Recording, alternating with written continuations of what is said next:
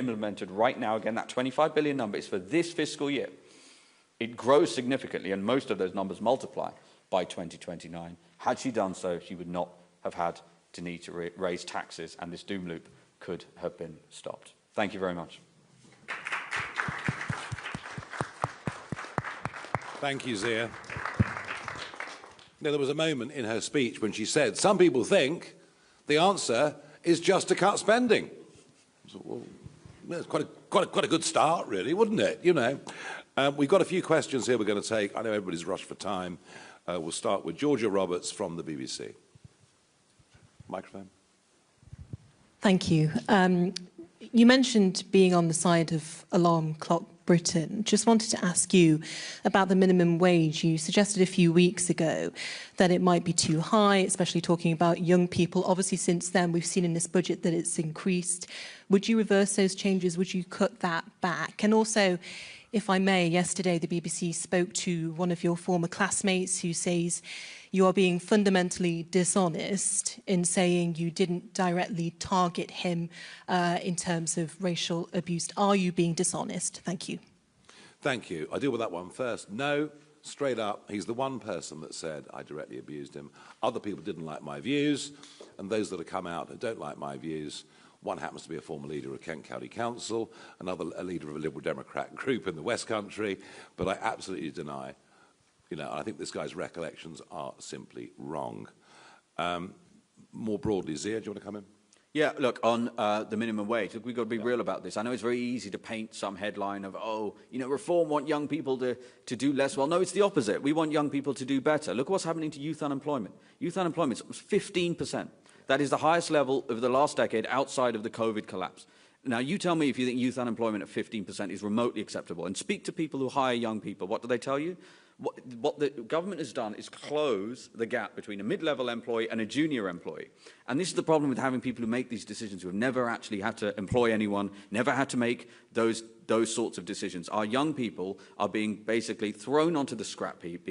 Look at how many young people under 25s is the fastest growing aspect of PIP caseload. All of these things are connected, and a whole younger generation are being betrayed. I remember my first job, I earned, what, £3.30 or something, right, minimum wage. And it wasn't because I aspired to earn £3.30 for the rest of my life, right, but it was a great start. It was work that was important to me. It was a Saturday job. And these opportunities are being robbed from our young people because of this. And here's the other point. The ballooning welfare bill, a core component to that, according to the OBR, is the rise in universal credit payments, right, and unemployment, which, by the way, the OBR in their own forecast keep at 5% through to the end of 2029. So the fact that Rachel Reeves cannot see how by endlessly raising the minimum wage she's contributing to the very black hole that she is having to fix is beyond us.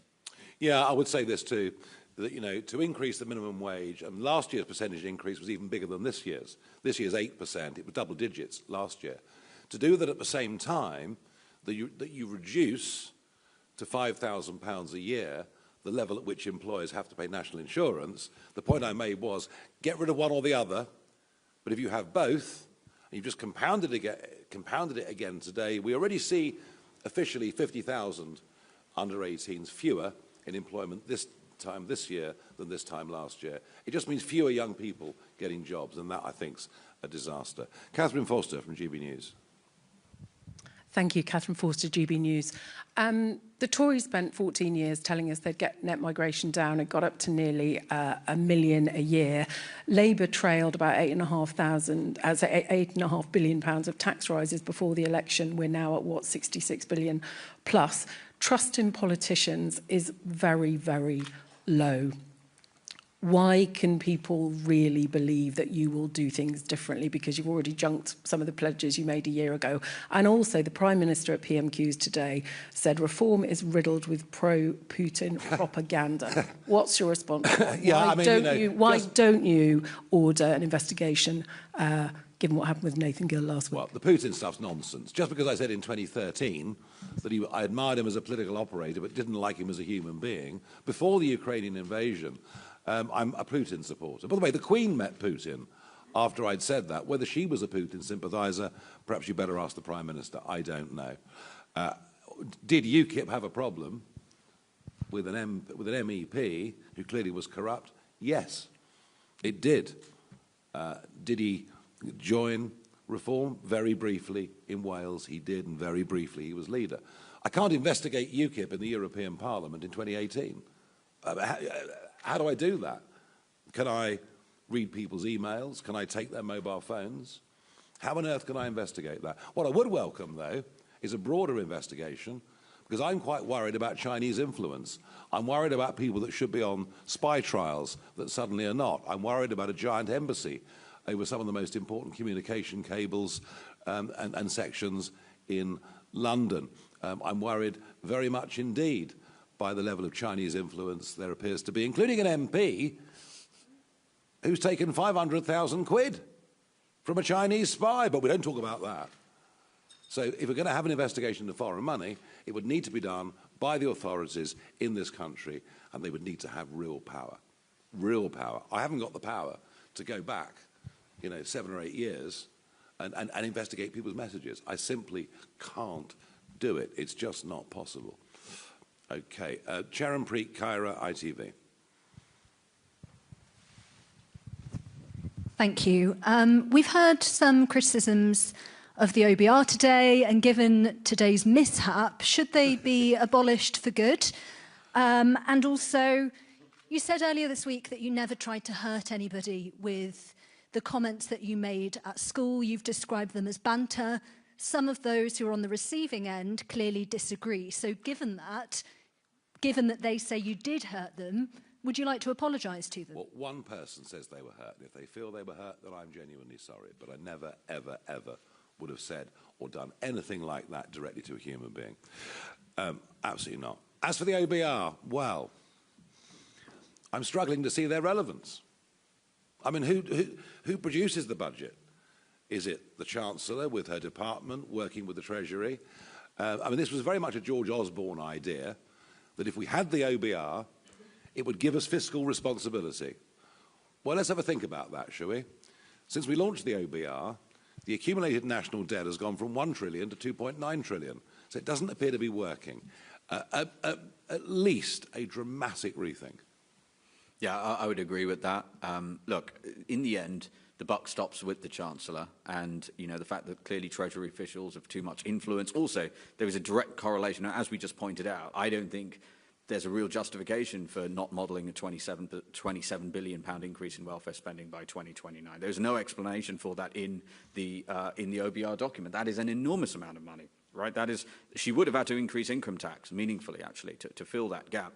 So some of this is already politicised. We'll speak more about all of that ahead of the general election. Yeah, there could even be an argument that the Treasury functions need to be separated too, that maybe economic policy and growth policy needs to come away from tax and spend, and that's a debate it's been talked about a little bit in Westminster over the last couple of years, but that's something we're certainly open-minded to thinking about. What I will say is, as has already been the case, and I just want to go back to that previous question about trust in politics being at certainly a low in my lifetime. I don't remember it like this. I mean, how many things used about jury trials now being abolished for so many people? That wasn't in anyone's manifesto. So you cited the fact that Nigel said that the contract with the people for the last general election was no longer to be relied upon as a reason why somebody shouldn't trust him. I'd say the opposite is the case, actually. It would have been the easiest thing in the world to continue to promise sweeties for everybody, right, and get the front page of every single... In that speech, Nigel did, he could have gotten every front page of every centre-right newspaper by announcing a blockbuster tax cut. What did he do? He did the opposite. He said,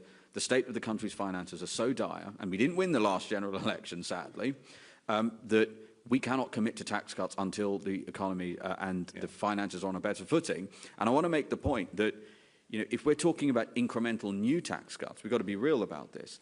Just to unwind the tax rises Rachel Reeves has put through since the general election now, we're talking at, 60, 70 billion pounds. By the time of a general election, even with an early one, it's going to be into the hundreds of billions, right?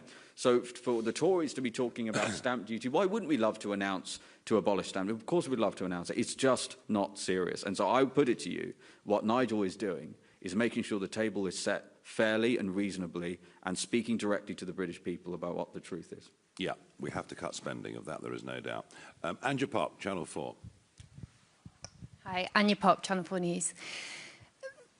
Mr Farage, 20 people have accused you of making racist comments at school. Oh dear, I think we've gone quite a long way towards answering all this, don't you? You've mentioned 3 people with political affiliations. What about the other 17? Why should people believe you over Well, if you them? look at what they said, none of them say I directly attacked them or abused them. What they do say very clearly is they had different political views to me.